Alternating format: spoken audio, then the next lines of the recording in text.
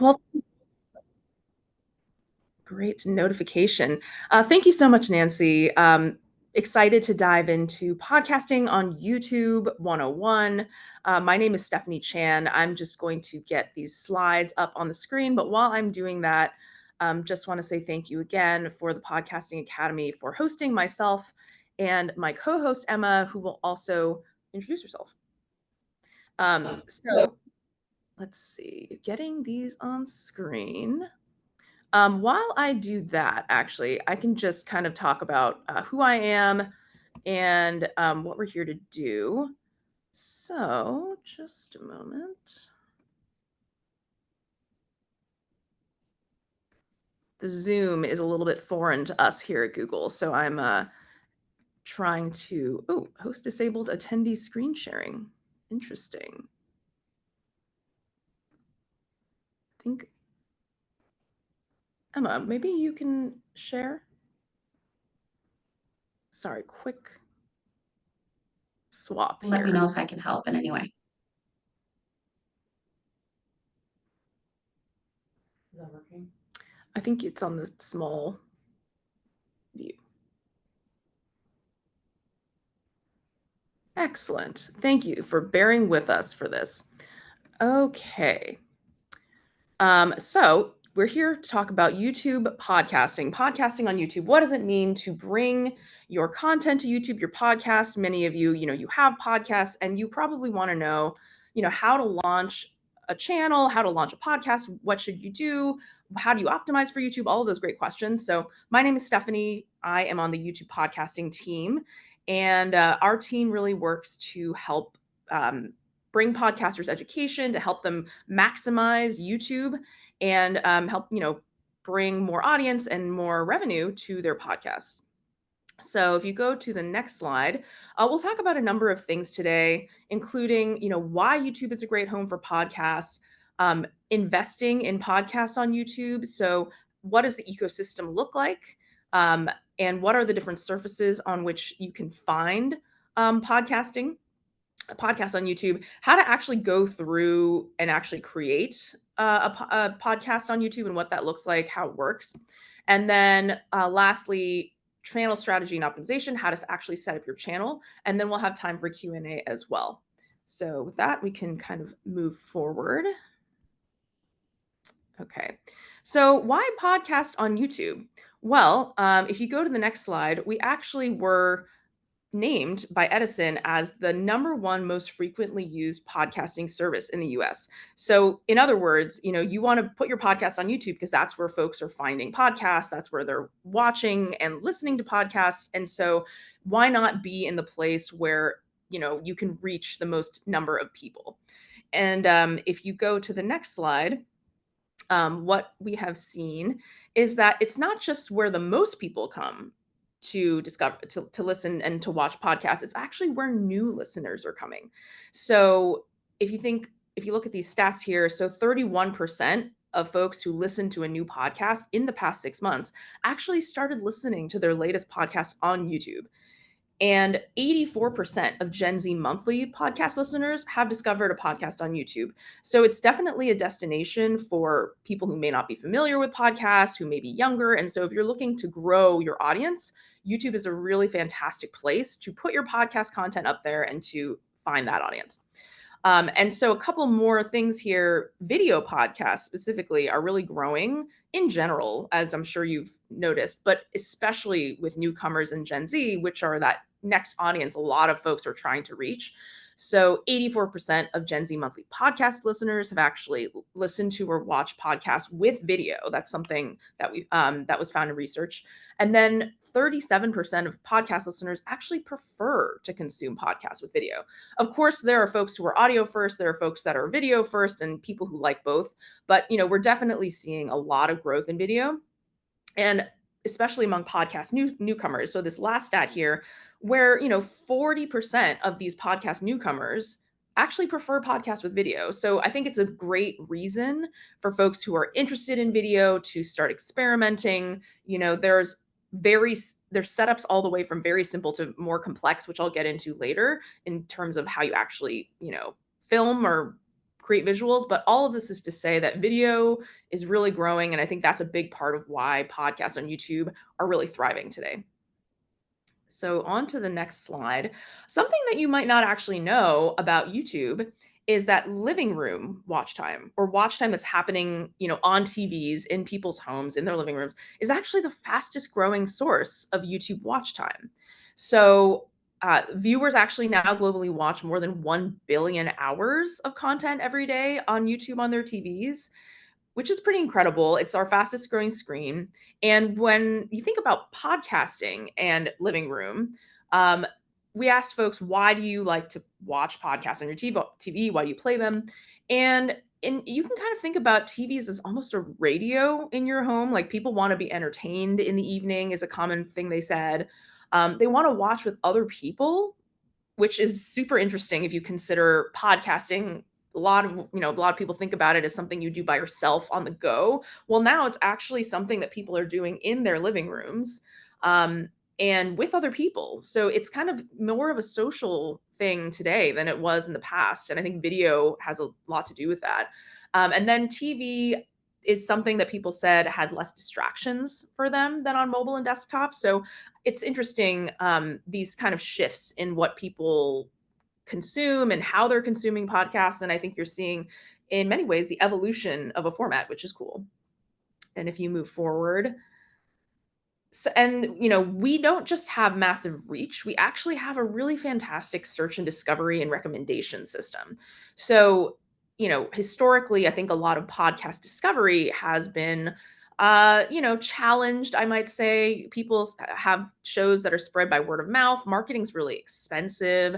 And what YouTube actually does is it surfaces content that is, similar to what other people have watched, that is are and it brings organic recommendations alongside things that people are naturally watching. So, a quote here from Marquez Brownlee is like, there's a discoverability advantage of being on YouTube. There are people searching for topics, maybe watching videos on certain topics, and they're then recommended things that they might like, including potentially your podcast. And that's really different from, I think, the way other search and discovery works on other platforms. I will also mention that I think sharing content is really easy on YouTube. Everybody has it, right? And you can just really easily send someone a clip, send someone a full episode, and it's just easier to share and have that social experience. So next, and YouTube, we're really seeing that it helps podcasters find incremental audiences, so audiences beyond, the existing audience you have today. And when people go from audio platforms to then being on YouTube, there's a quote here from our partners at ESPN who really mention that it's really adding to their audience. So they're not seeing their numbers on other platforms decrease, or, as a result of them actually putting their content on YouTube. They're seeing that it's really just enhancing the audience. And I've heard this from my own partners as well in the podcast space, where the video presence they have is actually feeding the audio, and vice versa. And so by making your content just available to more people in the ways, that they want to see it and listen to it, it's just helping you build that audience. And of course, all of this is great, but I'm sure you're thinking, okay, how do you actually make money on YouTube? And that's a great question. We have a bunch of different monetization solutions, and I'll start here with the one that you're probably most familiar with, which is ads. So we have ad-based monetization. These are like the pre-rolls and the mid-rolls and the post-rolls that you see on YouTube. These are Google sold ads, so you really don't have to do anything except reach the threshold to monetize, and then Google Ads will serve for you on your content. Something I'll mention in terms of host-read uh, promotions. So, host-read promotions in general are okay to keep in your content as long as they abide by YouTube's sponsored content policies, which are online. And so, what a lot of folks are doing is actually including their host-read promotions, something they read at the front of their show, and then they also have the opportunity to turn on Google Ads on top of that. So you can, kind of selectively choose to do one or both of these things.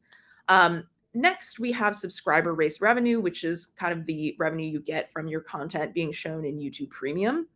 And then we have all sorts of alternative monetization streams as well. You can, have paid digital goods on your live chat. You can make money through super chat. You can have a channel memberships program where you actually deliver perks to your audience. Let's say early content, early access to content, extra content a lot of people offer in exchange for a monthly fee that they choose to set. And then, of course, shopping is a really big source of revenue on YouTube as well. There's a lot of momentum there, and you can connect, a Shopify store if you have one. You can tag products. And so there's all kinds of opportunities there as well beyond just ads. And then next, I will pass it over to Emma, who will talk about what the podcast ecosystem on YouTube actually looks like. So thank you, Emma.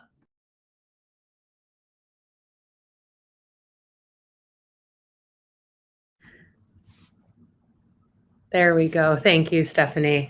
Sorry, just navigating some of the technicalities over here. I'm Emma Sweet. I'm what's called the Global Product Activation Manager for podcasts, which just means that I help launch our different products and features and collect all the user feedback that our users and creators and advertisers just want to provide us on how we can make the product better. So I'm going to talk about how we've invested in podcasts on YouTube up to date. So, first, let's just clarify what we mean when we say that podcasts are on YouTube, because podcasts have been on YouTube for quite some time. It's just more recently, in the past couple of years, that we really started building a product around this. So, users can watch or listen to podcasts on YouTube main, which is also the surface intended for new podcast discovery, which Stephanie was talking about a bit. And then with YouTube Music, we really want to add a way that users can consume podcasts, particularly through audio. And the main thing with YouTube Music is that you can background, download, and toggle between the audio and video on podcast content as a free user. So typically for music content, this is limited to either Music Premium or YouTube Premium viewers. But for podcasts within the app, all users have the ability to perform these actions. YouTube main also includes Living Room, which, as Stephanie mentioned, is YouTube's fastest growing surface. We're seeing a lot of momentum there on the podcast side as well. And all of this is powered by YouTube Studio, which is where podcasters upload their shows. We'll get into the different ways that you can do this, but either through video or through our RSS upload tool. All of these surfaces complement one another. As I mentioned, YouTube main is really for watching and for discovery, whereas YouTube Music is a little bit more for audio listening and audio forward journeys. These two connect to one another. And so if you start a podcast episode on YouTube main, you can pick up where you left off in the YouTube Music app and vice versa. Same thing with Living Room, where we have a dedicated podcast experience there, where you can continue listening to episodes that are in progress. So let's go into each of these surfaces and what products and features we have on each. So on main, we're really focused on increasing the visibility and the discoverability of podcasts. So we have features like our destination page, youtube.com/podcasts, which has a variety of shelves across top podcasts and episodes and genres. We also have badging on the search and watch pages, which lets a user know that this is a podcast, and then it links back to your full episode playlist. We have a podcast tab on the channel page where if a user is visiting your channel, they can go to that tab and see all of the different podcasts that you have to offer. And we just have made a ton of changes across YouTube holistically to make podcasts more up to the fore. So we're going to be adding them to the homepage. We have more podcast filters coming, and really just making sure that users know that they can access podcasts on YouTube main. Now, these are all the changes we've made on the front end, but the algorithmic changes we've made on the back end are really what make all the difference. So we've made a couple changes to our search and discovery systems because we recognize that podcast content is different than other YouTube content. And so as an example, if a user is consuming a series, they may want to consume the next episode of a series as opposed to a randomly generated recommended episode. And so now if a user is consuming a series, we'll recommend that next episode to them. We also recognize that podcast consumers are more inclined to listen to podcasts and want to discover new podcasts. And so we now recommend more podcast content in Watch Next. And Watch Next is the number one way that users discover new content on YouTube, in addition to home and to search. And when we get into some of our best practices, Stephanie's really going to hone in on how you can make your content stand out, especially on those latter two areas, home and search. Now, with YouTube Music, I've talked about how it's not just about watching podcasts, but about listening to them as well. So just to start, let's just talk about where you can find podcasts within the app. So on the Home and Explore tabs, you can see a variety of podcast shelves, similar to those destination page shelves that I was mentioning. So top episodes, new episodes from shows that you follow in your library, episodes in progress, but then you have podcasts across different genres and more areas for discoverability. You can also filter on Home and Explore by the podcast chip at the top if you want just a podcast experience, as opposed to that blended podcasts and music experience that's there by default. Now, when also you search for podcasts in YouTube Music, you can filter your search results by either episodes or shows as well. And then podcasts, of course, are in your library. So when you add a show to your library, you'll be able to see the full content catalog. You'll also see a new episodes playlist that lets you just see the newest episodes of all the different shows in your library. Now, let's talk about what features are available in YouTube Music. As I mentioned, all users can background, download, and toggle between the audio and video. But we also have auto downloads, which launched late last year, that allows users to turn on the automatic downloads for certain shows in their library. If we don't have a certain podcast in YouTube Music, we also launched a feature where a user can add that show to their library just by its RSS feed URL. This is especially helpful if you have podcasts on Patreon or other services that you want to just have all of your podcasts in one place. We also have sorting by newest to oldest and oldest to newest, which came out earlier this year. We launched Marcus Played earlier this year as well. That one was long awaited and one of our top requests from our users. And coming soon, we'll continue to build out those audio experiences within the YouTube Music app. So things like episode filtering by played and unplayed, trim silence, faster and more granular playback speeds. And we're also looking to really improve the experience in the car, particularly with Android Auto, where we hear a lot of feedback, but also with Apple CarPlay as well. Lastly, we talked a bit about Living Room. As I mentioned, there is a podcast tab within Living Room where a user can see exactly the same shelves that we were talking about on Main and in Music, really built for discovery and being able to progress on any journey you started in YouTube Music or on YouTube Main. So now that we've set the scene for what exactly the features are, let's talk about how you actually get your podcast onto YouTube. So on YouTube, podcasts are playlists and podcast episodes are videos within that playlist. I think it's pretty important. I think we get a lot of confusion around, what actually is a podcast on YouTube? Is it any different than how YouTube behaves with other content? And really, it's just a label for exactly the system that we already have, which is just playlists and videos. And Stephanie mentioned podcast episodes are videos. So when you think about our community guidelines, our sponsored content guidelines and monetization, copyright, all of that, all of those same rules and policies apply. So first, we recommend that you create a podcast on YouTube. If you're a video creator, you can do this through what we call show creation, which we'll dive into a bit. But that's for your video content. And if you're an audio first creator, you can use RSS upload if you want to just more seamlessly be able to distribute your podcast on YouTube in addition to the other platforms that you're already distributing to. Once you have your podcast properly designated in YouTube Studio, it then becomes eligible for all the features that I just covered. So your podcast will be included in YouTube Music. You'll have podcast specific search and discovery. You'll get the badging, really everything that I just talked about is only available once you have a proper podcast in studio. Now, a couple of best practices. When you're naming your podcast, we really recommend just using the exact same name of your show that you use on other platforms. We often see creators do things like add full episodes to the end, or audio and video, or other kind of descriptive characteristics. You don't need to do this. One, it's just easier for discovery if you just have the name of your show, because then audiences know exactly where to find you, regardless of where they listen. But also, when you think about YouTube Music, as I mentioned, whatever podcast you put in studio, that's what gets fed into YouTube Music. And so if you have full episodes in your title, that's what's going to appear in YouTube Music. And it just looks kind of messy. It's not a great visual experience for the user.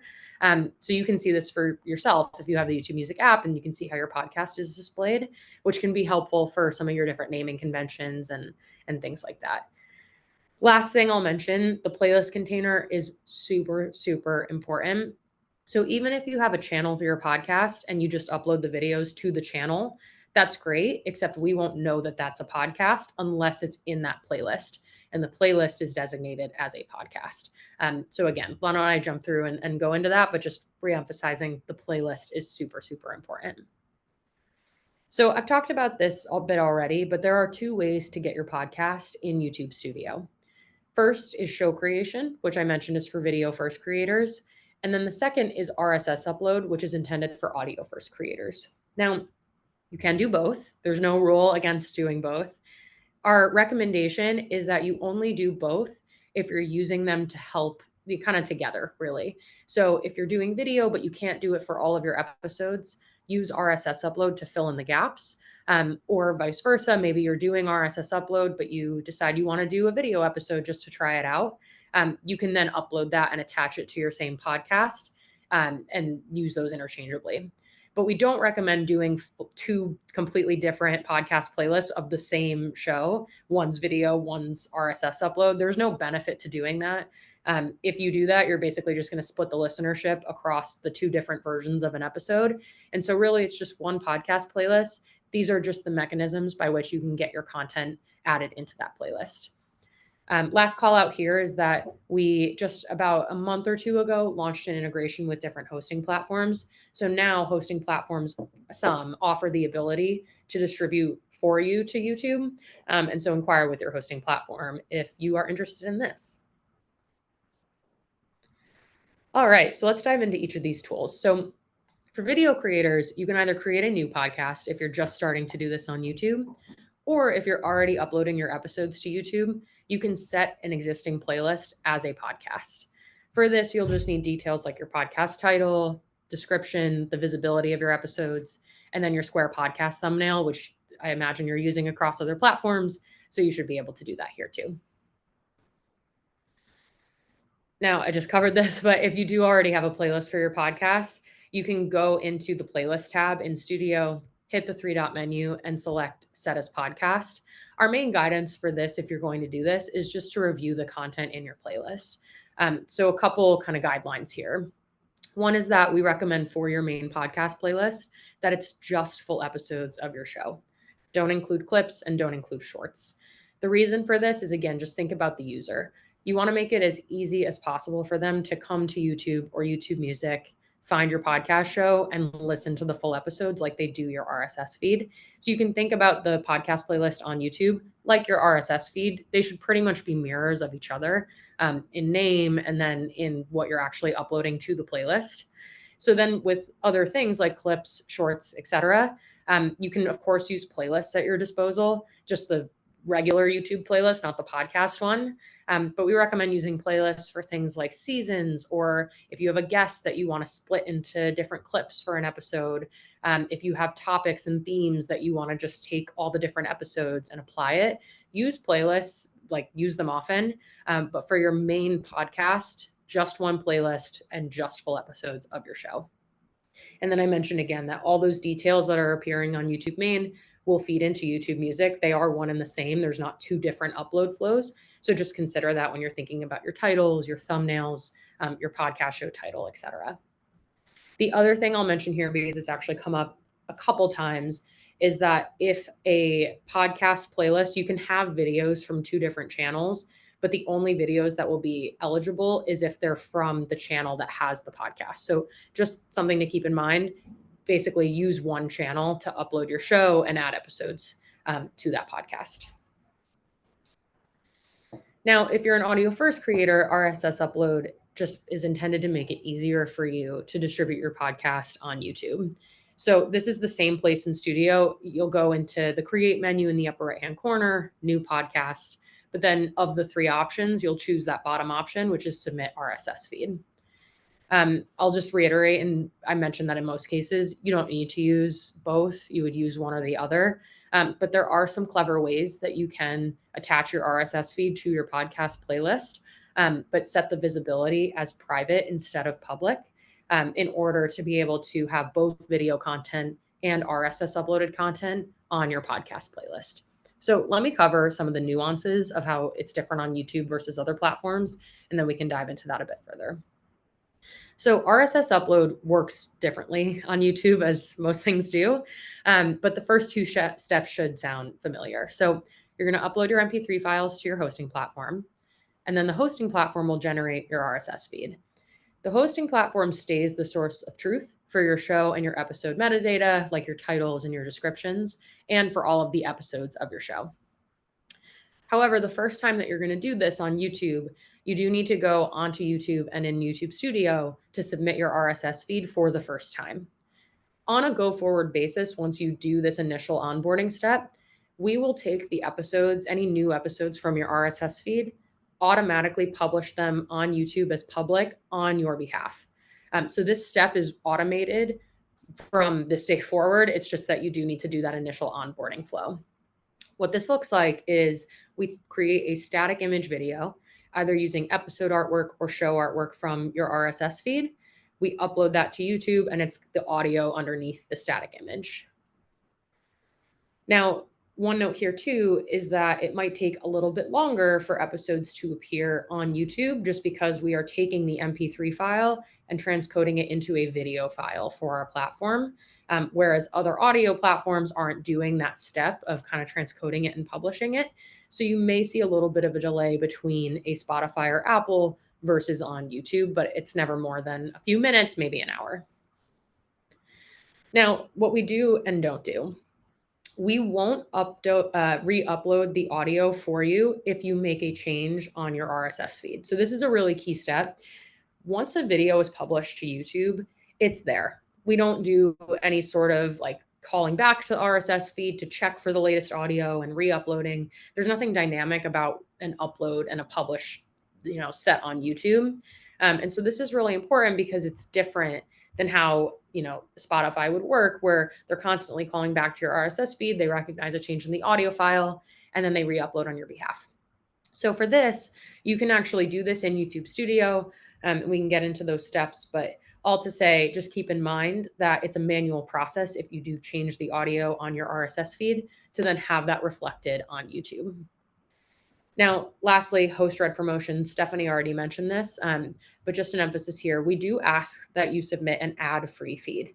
And when we say ads, we mean those third-party announcer-read ads. They technically do not meet our sponsored content policies and aren't allowed in your RSS feed. However, if you do have host-read promotions in your RSS feed, this is totally okay. And there's an option in the upload flow to check off episodes in my RSS feed contain paid promotion. So that we'll do that for all of the different videos that get uploaded by default. So again, trying to automate this process to make it really easy for creators to get their show on YouTube. So then lastly, before I flip it back over to Stephanie, is YouTube analytics. So we pride ourselves on having really, really depthy analytics, not just for podcast content, but for all YouTube content. But this fully applies to podcasts as well. And so you're able to measure the performance of your podcast at the show level, at the episode level. This includes things like performance metrics like views and watch time, traffic sources, audience demographics, audience retention, revenue data, so much more. So there's already a wealth of information that can help you learn about your audience and make decisions about your content. The main thing that we hear from YouTube creators is that testing and iterating is really the key to success on YouTube.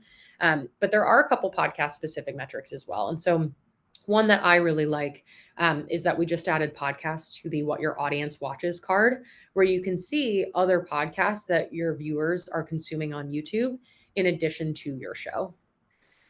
So this is a ton of information. We will send out resources afterwards. Our help center has a wealth of information. We have a couple great channels that you can follow on YouTube for more information specific to podcast creators and creators. And so Stephanie will share those at the end. So now I will pass it back over to Steph. Thank you. And I saw a question in the chat actually around like, are there tutorials on how to create shows through this flow? And there are. In the follow-up to this, we'll include some links, but those are available online, so you can kind of have that at your disposal. And as well as we walk through this, if you all have questions for us, we'll have time at the end to answer questions. So please do put those in the Q&A section, and we'll have time to go through a bunch of those. So feel free to drop those in as we are talking. So now that, let's say you've walked through the flow and you've uploaded your podcast to YouTube, now we can actually talk about strategy considerations for how you set up your show and what you can actually do to help it grow. So the first thing you want to think about when it comes to channel strategy, a really common question we get is, should I put my podcast or podcasts on my existing channel if I already have one, let's say, or should I start a new channel for my podcast content if I've got one already? And I think to answer this, there's really a couple different things you want to think about. So the first thing is, how much audience overlap is there between your current channel, if you have one, and your new podcast, let's say. And if the overlap is really high, let's say you have a channel about cooking and your podcast is about recreating historical recipes, then keeping everything on one channel, because your audience will enjoy both, will probably be the best option for you. But if the overlap is low, let's say you have a cooking channel, but your new podcast is about like film analysis, you might want to actually house that podcast on a different channel to attract the best audience for the podcast if it's not really overlapping with your existing identity. So you also want to think, in addition to the audience overlap, how established is your podcast? If it's relatively new and it hasn't really established an audience, you might want to keep it on the same channel as what you already have, which will likely help it just grow more quickly because you can actually leverage your existing audience and existing viewers. And on the other hand, if your podcast is pretty established, then you might actually want to house it on a different channel if you know people are going to be seeking it out. And so having a standalone channel might be a better option for you. A few other factors to consider are how frequently you plan to upload and whether or not you really even have the time and resources to maintain multiple channels, because of course it's more time to maintain multiple destinations than just one. And what you can really see is it's kind of a case-by-case basis. There's no one-size-all-fits solution for everyone. But once you decide on a channel strategy, you want to think about how you're branding your channel. So on the right hand of this slide, you can see, Star Talk by Neil deGrasse Tyson, kind of how they've set up the channel. A channel banner, which is that Star Talk up at the top, is really a great place to preview your content style and tone, share any social links, and just let people know when you're going to be uploading. I really like to tell people that this is actually a billboard for whatever you want. So if you are dropping new merch, you can put it up there. If you're launching a new show, you can put that information up there. It's really, you can change it as often as you like. And so it's really your own personal, freeway billboard style place that you can use. Next, a channel avatar, which is that little icon. So it's just another key branding location. This will show up next to every video you post. So you want to pick something, an image or a logo that really represents your channel. And quick tip, if you're a podcasting specific channel, we recommend you use the same branding and imagery on YouTube that you use across your other podcasting platforms. That'll just make it easier for people to recognize your podcast as your official podcast. Next, underneath that, you have a channel trailer. And this is a great slot where you can choose to give people a preview of your content. And you can actually set it to be different for your unsubscribed and subscribed viewers to speak to their needs. For example, you could show a podcast trailer to folks that aren't actually subscribed yet. And you could show the latest episode to your actual subscribers. So you have the ability to really customize that for each of those audiences. And below your channel trailer, you have the opportunity to use playlist shelves. And we recommend using these to help people find the content that they're looking for. You can organize it by theme or format. Outside of the full episode podcast playlists that you have that Emma talked about, you can also create playlists for things like your clips or maybe different seasons of your podcast, etc. And we recommend really concentrating on the first three. The first three shelves on the channel are what people are mostly going to be looking at if they come to your channel homepage. And then lastly, I want to mention the podcast tab that you see here on the channel. So what you'll find here are any full episode podcast playlists that you designated as podcasts in YouTube Studio through the process Emma described earlier. So like the shorts and live tabs, this will make it easier for your audience to find the content they're looking for and kind of helps create that distinction between any formats that you may be uploading. And it's also the easiest way to tell at a glance whether or not your playlist is properly designated as a podcast. If there is no podcast tab on your channel, then there are no playlists designated as podcasts on your channel. Great. So, next, we'll get into another popular question I'm sure many of you have on your minds. So, what kind of visual approach should you take when it comes to your podcast on YouTube? And I'll start by saying that I think a lot of people think about podcast visuals as a binary. So on one hand, you have audio with a static image, lowest lift. And on the other hand, you have this fully filmed video with fancy lighting and an elaborate set. But I really think, as you can see here on this page, there are a lot of options in between those two ends that are very successful on YouTube that exist along all that spectrum. And so, for example, some podcasts upload their full episodes as audio with a static image, but then they might include, you know, special behind the scenes filmed videos once in a while as companion pieces.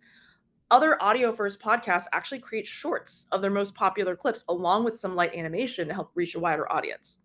So, all of this just to say that your podcast doesn't necessarily need to be on video fully to have a home on YouTube. There are a lot of different visual styles, some of which are more video first and some that are more audio first that I'll talk through. So, for the video first approaches, recording in a podcast studio is like a very common setup we see on YouTube. That's kind of the highest lift, obviously. But you can see from a clip of Marquez Brownlee and Hank Green that it is actually possible to be on camera as a host and to have a guest who prefers audio. So you can use kind of like a waveform or a graphic to help represent someone who might not want to be on camera, even if you want to be on camera. And then next, you have a custom set. Bailey Sarian has this lovely setup, but there's plenty of podcasts on YouTube that don't have that kind of setup. For example, on the below her, you can see a more remote style. And something like this, you can use Riverside, is a great third-party company to do interviews over Zoom and to kind of record high-quality audio and video without a lot of equipment on your laptop. And so there are plenty of, successful podcasts on YouTube that use this kind of like more remote style of filming. Then for the audio first approaches, an example of a video intro to static image style is here on the top right, where you can basically launch, your episode with mostly audio, but then you record a little video in up front just to kind of introduce it. That's one option. Next, the upload podcast in the middle kind of uses the more standard static image and caption text. A lot of folks will use third-party companies like Headliner and Descript to help visualize their audio with more of an audiogram style. So that's something that people are doing.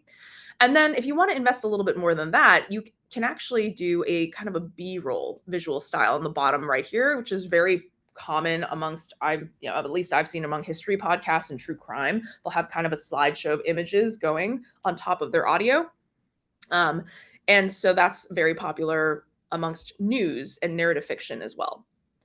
So if recording yourself on video is not something you're comfortable with, or if you have resourcing constraints, there are lighter lift options for you to get your podcast up on YouTube for people to discover that other people are experimenting with today, as you can see.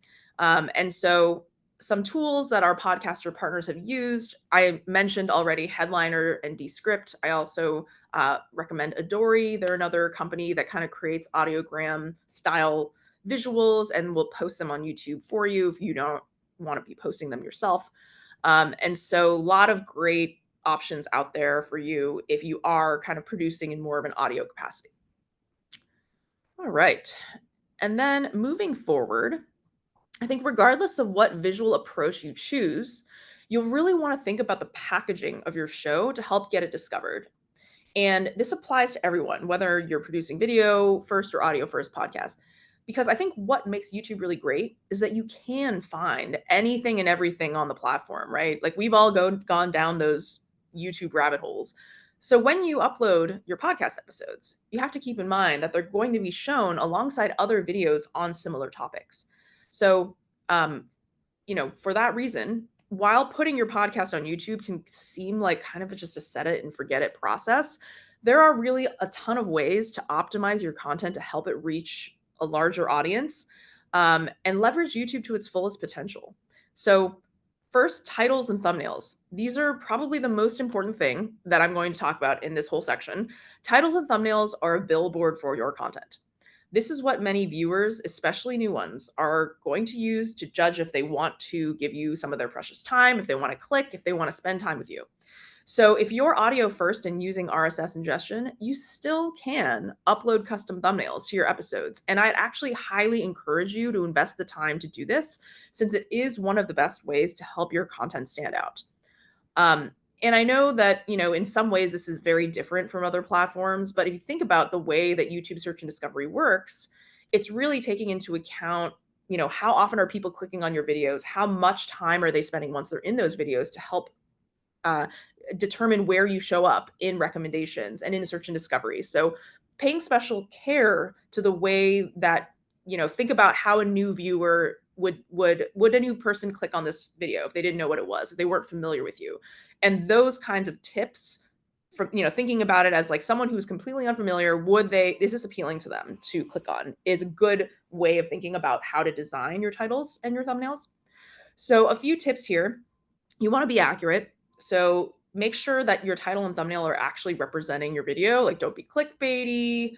Don't hook them with one thing, but then completely have another topic. Like, we really want it to be accurate.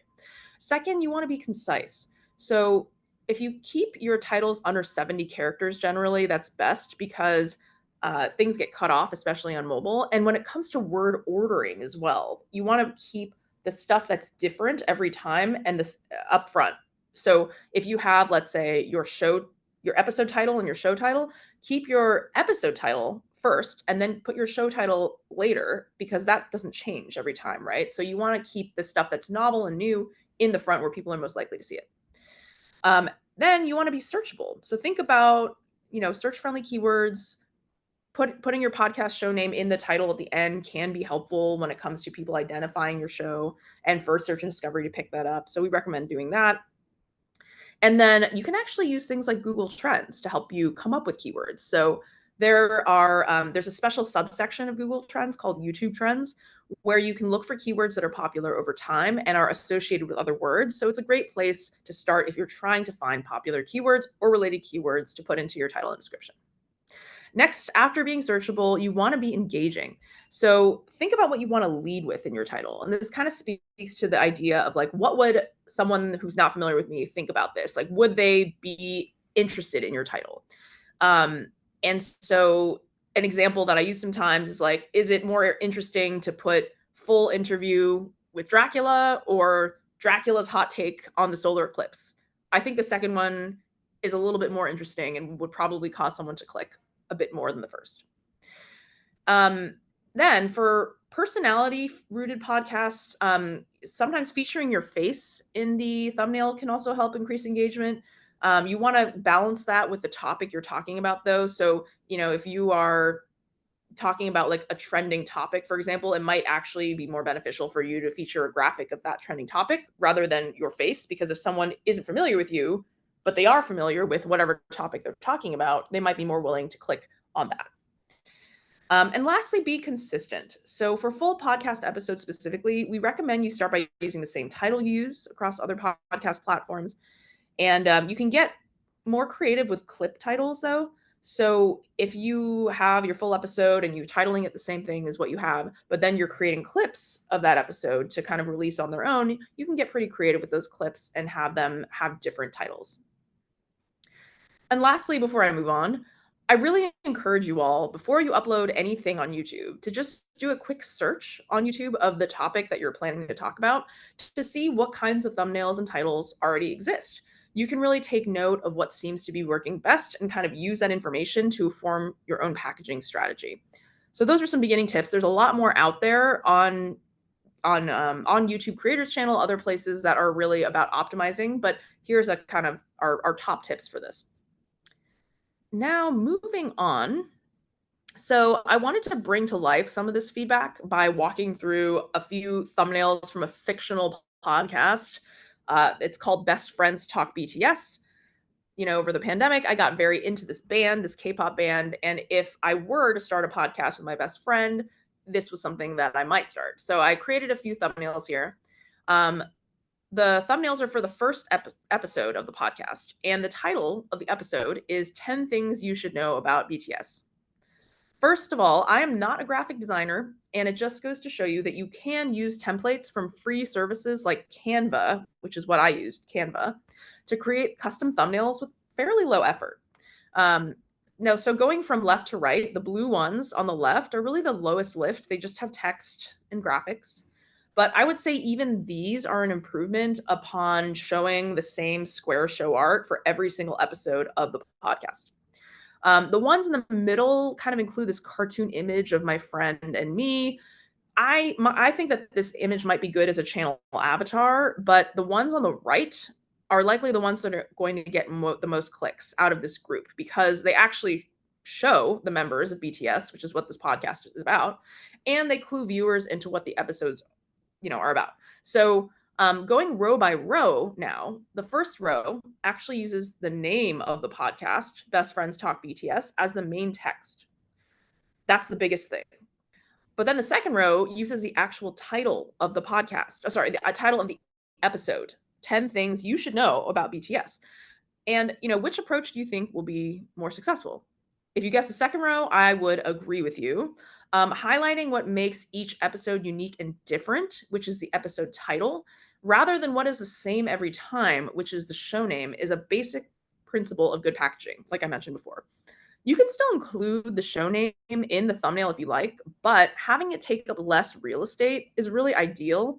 So if I ever launch my podcast, I'd probably go with the thumbnail in the bottom right corner. Great. So other things to consider when putting your podcast on YouTube is that there are a lot of different actions you can actually take to grow your podcast and your community beyond just posting full episodes. So that includes, going live, doing live streams with your audience. Maybe you can do like a Q&A or something once a month. You can like and respond to comments. People love to be shouted out in different responses. And posting YouTube Shorts is also a really great way to get your podcast out to a different audience. YouTube Shorts have huge momentum on the platform. And so people who might not have time, let's say, to spend 20 minutes with you in your full episode, if they see a short from you and they like it, they may come back to your channel when they have a little more time and actually watch that full episode. You can actually link a related video, like let's say your full episode, in a short that you create. So I think having some kind of clip strategy, even like whether it's posting shorter clips, 5 to 7 minute clips or something like that, or shorts, which are that vertical 1 minute format, really great addition to your full episode strategy. So with all this in mind, I do want to talk about a podcaster who's leaned into these different formats on YouTube. So Rotten Mango is a true crime podcast hosted by Stephanie Sue. And although Stephanie has had a long history as a YouTube creator, the Rotten Mango podcast started out as audio only in 2020 and didn't actually post on YouTube until 2022 or 2023, I believe, 2023. And since their first video episode debuted, the show actually amassed over 2 million subscribers and averaged over 2 million views per episode. So the visual format that they use is that Stephanie speaks on camera and also shows stills, video footage, and other imagery to help bring these stories to life, which I think is a very effective way of doing things. She leverages shorts to highlight clips of each episode and help broaden the show's reach on YouTube. And lastly, I think it's really great that they shine a light on international stories that are lesser known, because they really believe that every story is worth telling and not just the ones that you see kind of highlighted in the mainstream news. So to close, here are some top things to remember. So for audio or video, there really is no one size fits all approach. I think find the style that works for you and your resourcing. I think including video elements as a part of your strategy is always a good idea for discoverability, because as we mentioned, your podcast is being found alongside other content on YouTube. And so by appealing to folks that are looking for video as well as looking for audio, you'll maximize the potential reach of your show. For full episodes, once you decide on a visual approach, upload full-length episodes for each of your shows as a public podcast playlist in the order that they should be consumed. Content packaging. You really want to pay attention to your titles and thumbnails. One of the biggest mistakes that I see podcasters make when starting out on YouTube is neglecting this packaging. So we recommend custom thumbnails for both video and audio for shows to increase discoverability and engagement. And last, measuring performance. It's one of the greatest things that YouTube offers is the data that you get, the feedback that you get from viewers of your content. So even the biggest creators on YouTube have evolved over time, and they do that by looking at what resonates with their audience and adjusting accordingly using the kinds of analytics we provide. So definitely pay attention to those. Great. So just a couple things before we go to questions. If we go to the next slide, you can let your audience know that where they can find your podcast by using these badges here. So watch on YouTube, available on YouTube, listen on YouTube Music. These are available on our podcast creator website, which we will send in a follow-up. But these are available for download. And the website here is a good one to bookmark because we will constantly publish new information and offer public workshops and things like that. So definitely go to this link and check that out. And then a few other things that we recommend checking out, these channels on YouTube that have a lot of different tips. So Creator Insider and then YouTube Creators. These are two channels that talk about the latest launches on YouTube, have a lot of video tutorials on how to look at analytics or how to take advantage of monetization. So we really recommend going there if you want a deeper dive into any of these topics. Okay, and with that, thank you so much. We're going to take a few questions. We are available to hang on over for a few minutes if folks are able to as well, since I know we had a few different technical challenges. So I am seeing in the Q&A section, I remember there was a Q&A, there was a question around, highly specific question here from Shrikant. If one of my videos is performing well, should I post new content and maintain consistency in my publishing cadence, or wait for the algorithm to juice that little bit of extra out of the currently well-performing content and then post something? Well, my opinion is that building a presence on YouTube really does reward consistency. So I would say there is no reason to wait for, well, unless, depending on when you posted that first video. Are you posting, if you posted the video a few days ago, you could wait maybe a week or so if you would like, but there isn't a real need to wait for a long time before posting that next video. Because what people actually, what will benefit you more is for your viewers to actually see that you're putting out content, consistently. And there's no reason why someone who sees that first video wouldn't also enjoy the second video. And so actually having that second video there for them to discover after they watch your first one, if they like it, might actually be a good thing. So I don't see a reason to really wait. I think consider your upload schedule and what that looks like regularly, but you don't need to wait for the performance of the first one to then post the second one. I think it's best to just post and allow the content to be discovered. Steph, I'm going to jump in with a question that I see on RSS. So if I use the import from RSS method, is it possible to add video? You mentioned having both RSS and native video upload. How does it not create duplicates? So let me just go into some of the details about this because it is a little bit difficult, but our Help Center has full explanation as well. So quick clarification that our RSS upload only accepts audio RSS feeds. If you do submit a video RSS feed, I can't remember if it either won't work or if it'll just pull the audio. I believe it's the latter, that it just pulls in the audio. And so just on that piece, but if you want to do both video upload and RSS upload as well, there's a tricky way to do this. So basically on your podcast playlist, depending on which one you do first, say you're already doing video and you want to add RSS to it.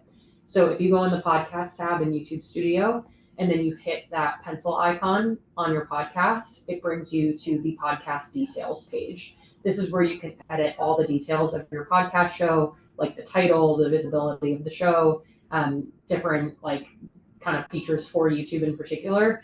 At the bottom of this, there is a blue call to action to add your RSS feed to your podcast playlist. And so you do this, you click that button, and then it'll bring you through the upload flow for the RSS upload tool.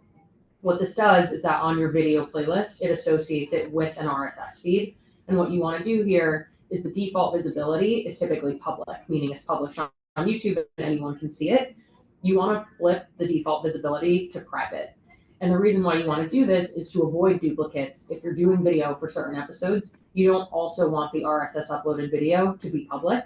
You want to do that yourself. And so what you'll do is you'll set the default visibility to private. And then for episodes that you upload video for, you publish the video on the podcast playlist. And then if there's a gap and you need to use the RSS uploaded video, you flip the individual video from private to public. So it's basically playing around with the visibility where you don't have video and audio both visible. You'd have RSS private and then you flip it when you need to. Vice versa, if you already are doing the RSS upload, you have your podcast playlist, you can add video to that podcast playlist. Just because it's been done through RSS upload doesn't mean that you can't add videos to it. So what you do if you're doing more RSS than video, just basically upload a video when you have it and then turn the RSS uploaded video to private instead. So you can still leave your default visibility to public, just flip it at an individual episode basis if there are episodes you want to do video for. So whichever choice you choose of the two I just mentioned just depends on, are you doing more video or are you doing more audio, just to try and eliminate steps because there is a degree of manual intervention. Okay. I do have to leave, but Stephanie can stay for additional questions and we'll send out all the resources after. So thank you all. Yes. Thank you, Emma. So I see a question here from Arla Perez. We have an existing channel, but we have not uploaded anything on it in a long time. Does using that channel make sense versus creating a new one? And I think that the answer to this will probably depend on what that existing channel was. Like, was the existing channel, did you have content that is on it that is similar to your podcast or that you think that the podcast audience would enjoy? If so, then I think reviving that channel is a fine idea. But if it's something where the podcast is really not related to that, or you don't think that the existing, subscribers from that channel would enjoy it, then starting a new one probably might be the best option for you. So depending on that, I would make the decision. Not so much like you don't have to use that channel, but it also depends on like how many subscribers do you have in that channel. If it's a really meaningful amount, maybe use that, and then that'll help you kind of kickstart the process of growing the show. All right, so then a question from Mia. I'm curious about posting multiple podcasts from different creators on the same channel. Is there a limit to the number of RSS feeds you can have in the same channel? No, there's no limit to how many, podcast playlists you can have on the channel, whether or not those podcast playlists are RSS ingested or whether they're uploaded through YouTube Studio. I think you probably just want to think about, do all those podcasts, does it make sense for them to live on the same channel? Are they thematically similar? Would someone who comes to that, channel for one podcast enjoy the other podcast? If the answer is yes, then having them on the same channel would be beneficial. But if not, you might consider having different destinations. But in terms of the actual technical question, no, there is no limit to the number of RSS feeds or playlists you can have in that channel. And then there's a question about copyright. So from Khalid, I have a radio show style podcast where I showcase alternative music and interview artists. The music is usually released by independent record labels. Are there copyright issues with posting this on YouTube podcasts? So the answer here is actually not podcast specific. This is a general YouTube policy. The general YouTube policy is that if you are using third-party content, uploading third-party content in your videos, whether that's, music created by other parties, or whether that's maybe posting clips of like trailers and things that are owned by movie studios, you need to get permission from folks to actually publish that. So if you're not actually getting permission from the rights holders to use their content, what you are probably going to find is that if you upload this to YouTube, our content ID systems are out there scanning basically every single video that's uploaded for copyrighted content. So what will then happen to your video, let's say if the independent record label finds that you're using their music without their permission, they could decide to do a number of things, and this is different for different rights holders. So they might decide to allow the video to exist, but they'll take all your revenue that would be coming from, from ads. They might actually block your content, which I've seen, where if somebody uses a piece of a song, the rights holder might actually choose to block the content. And again, like YouTube doesn't really have a say in this. This is like the rights holder. So it's a best practice really to communicate with the rights holders to get their permission to use their content. Otherwise, you'll probably run into these flags from our content ID systems that are out there, you know, making sure that the rights holders are being properly, managed.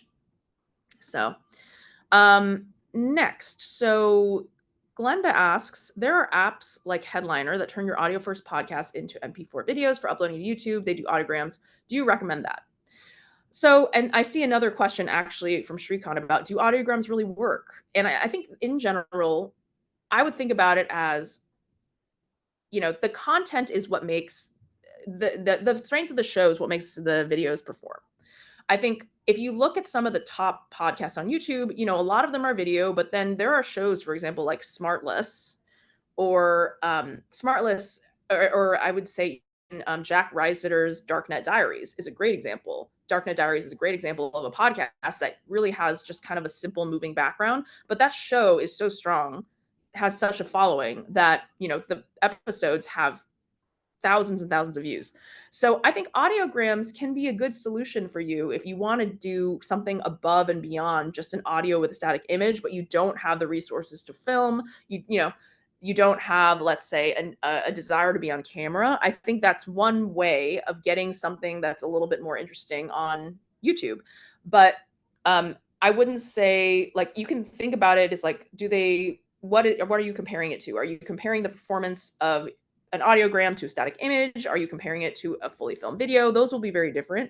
So I would say, like, if you can just pick the style that's going to work for you and where you are in your journey, I think, of course, like, people like to see people. If you're able to add more visual interest than just a slightly moving background, I think definitely experiment with that. You can record pretty simple video on, equipment that's not terribly high lift. So I would say, I think when you look at the performance of videos on YouTube, quite often the video outperforms audio. But I think audiograms are sort of a solution for folks who maybe are not ready to take that leap, but they want to get something that's more interesting on. So let me mark those. And I see a question. Glenda says, I have an indie podcast, but it is part of a podcast network that inserts promos or ads. Does that make us not eligible to post via RSS? What I would say is that you can request, if those promos or ads are third-party read, they're not allowed to be on YouTube because it's not a host read sort of promotion. So the announcer read, we would consider the ads, and you would need to request an ads-free feed from them to post on YouTube. And we have partners that are doing that today. They're requesting an ad-free feed because it doesn't have those third-party read ads. And then they're putting that on YouTube so that the Google ads can run. Okay. I see a question here from Michal. Should episode descriptions on YouTube somehow differ from the ones on other platforms?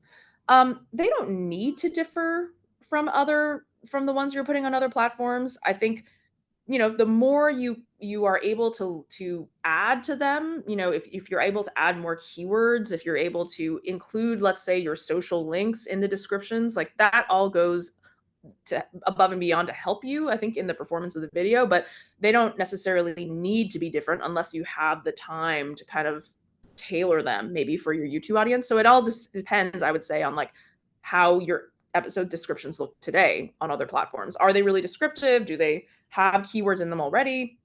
All of those best practices kind of apply. Great. So then Sally asks, if I use the import from RSS method, is it possible to add video? No, it's not possible to add video through importing from RSS. So we would say, if you have video for your podcast, uploading it as a video through YouTube Studio is going to be a better option for you than using RSS. And then having both RSS and native video upload for the same podcast, how does that not create duplicates? Great question. Some people, let's say they're posting video episodes, they might actually use RSS ingestion to upload their archive. So let's say, you have a couple years worth of old episodes that you just don't want to videofy, you're not going to invest in that, but you do have, like, let's say, video episodes moving forward. Well, you could use RSS to actually bring in just the old episodes, and then you don't bring in the new episodes anymore because you're uploading video episodes into that same playlist through YouTube Studio. So that's how you might be able to use both methods to get different episodes in, but you don't want to have them going at the same time. So you don't want to have both methods going at the same time because that would create duplicates, but you can kind of use them in a targeted way to bring in, the right episodes for the right time. Okay. Let's see. I'm going through the questions here. I see a question from Mia about verification process. The verification process, I tried to add a podcast on a channel in which I was designated a co-owner manager, but didn't create the channel. It says only the channel owner can gain access until the verification process is complete. So it depends. I'm not sure whether you're talking about the channel verification process or whether you're talking about the verification process that happens when you're trying to add a podcast RSS feed to the channel. But I would say that I think they probably, if you're talking about the podcast verification process, that does happen every time you want to add a podcast to your channel via RSS. You need to basically we need to verify that podcast is, like, owned by the person that says that they're uploading it. So I do think that this is a show by show process. If you're talking about channel verification, that is a one-time process. So yeah, that would exist outside of podcasting. So depending on what you're talking about, those would be the answers. I'm not sure how much time we left, but how much time folks have left, but I'm happy to continue going through. Nancy, let me know if you want me to stop. But I see a question here. Will the deck presented today be available to download? We will be sending a PDF of this, so you'll be able to check it out after this is over. A question from Glenda. We are starting a new season number 5 of our podcast tomorrow, but I would like to import all of our library content to our channel. Should we import last to oldest, or oldest, meaning first season to latest? Doesn't make a difference. I think it really depends on how you want people to consume the podcast. If it makes sense for, like there's different answers for different podcasts. If it's just an interview, let's say, podcast where you're talking about different topics, or maybe, I think it probably makes sense to have the latest one be first and to go from newest to oldest. But let's say if you have a narrative fiction podcast, you might want to order it in the way that people should consume it. So oldest to newest, so that your newest episode is actually last, because that's the order in which people would naturally want to see it. So depending on what kind of podcast it is, I would say, it could be either one of those things. Sally says, I know there's YouTube Kids stuff for videos that changes what features are available. Is there an equivalent for podcasts for kids? So a podcast on YouTube is a playlist of videos. If those videos or that podcast are specifically targeted at kids, or they're made for kids, you can actually check. There's a box to check in YouTube Studio that says that this video is made for kids. So on what the checkbox does is, like, what you mentioned here. So if a video is made for kids, there's different policies that apply to content that's created targeting kids. And so there are certain things like it becomes eligible to be found in the YouTube Kids app. There's also kind of limits on the kinds of advertising that can be done on it. And so what I would recommend is, if you have a podcast and it is targeting kids, mark that in YouTube Studio, and that will just help it, be classified in the right categories. Podcasts can be found in YouTube Kids. I don't know if that's your question, but in the YouTube Kids app, which is basically a subset of content from YouTube that is kind of vetted to be appropriate for kids, you can find podcasts in that app, and, like, kids are watching podcasts. Kids and parents are, like, co-watching podcasts in the app. So as long as you are, one, marking your content appropriately as a podcast and marking your content appropriately as made for kids, then it should be seen, by the right people. Okay. Are there any plans in the future to allow dynamic ads that aren't created inserted by Google YouTube? And that's from Kara. So there are no plans today to have dynamic ads that aren't, served by YouTube and by Google. We have a really robust ad serving ecosystem and ads, sales ecosystem that has been working really well for video content creators. And so we wanted to bring a lot of that to podcasters. Um, and we have a host of other monetization solutions as well beyond ads that people can take advantage of. So I would say not in the short term. I would say see any, dynamic ad serving that's not served by Google or YouTube. So a question from Khalid, although arduous, if I were to gain permission from the rights holder to have their music showcased on my show, is there a way to upload the permission so it's not flagged by copyright? No, there's no way to upload the permission. But what you should do is you can actually ask that rights holder, if you get the permission from them, to whitelist your channel so that so it's not being flagged by the content ID systems. So if you just look up online, content ID whitelist, you can see the steps where if you get permission, like the rights holder can actually say, hey, like this channel has the rights to use this, but that's not in your upload flow. I will say also, if you're a creator and you're in our YouTube partner program, that you also can take advantage of Creator Music, which is a program where you can actually select during your upload process. There's like a flow for selecting songs. So if you either pay them like an upfront licensing fee, or like you can also sometimes they structure it where it's like a share of your video revenue moving forward. You can get songs approved in that flow, but I don't know if they're the same songs that you'd be using. But if you do see a song in there that you'd like to use, you can, within Creator Music, basically get the rights to use that song and not run into those problems later. So that's another option. All right. So then what is the threshold to begin monetizing on YouTube? Great question. The YouTube Partner Program eligibility thresholds are online. We'll send a link to those, but in general, I believe it's, 1,000 subscribers and 4,000 watch hours for long form video creators. There are different eligibility requirements for shorts creators. And then beyond that, there's also like brand suitability things that the folks look at. But so you can look at that in more detail later. But 1,000 subscribers and 4,000 watch hours is kind of the baseline. If Bozzy asks, if we are doing a short daily podcast, when is it time to start deleting old episodes? How many episodes available is too many? That's really up to you. But I would say in general, the daily podcasts on YouTube are not generally deleting their content. They're just leaving them up. I don't think that there's a reason to really delete it. I think especially if, if the episodes are evergreen, if they're talking about topics that people might find interesting later, there isn't really a reason to remove them from the platform after posting. The bulk of your viewership is probably going to take place within the first week or two after posting, but you don't really gain anything by deleting. So I would say, unless you have a reason to, I wouldn't delete content from YouTube.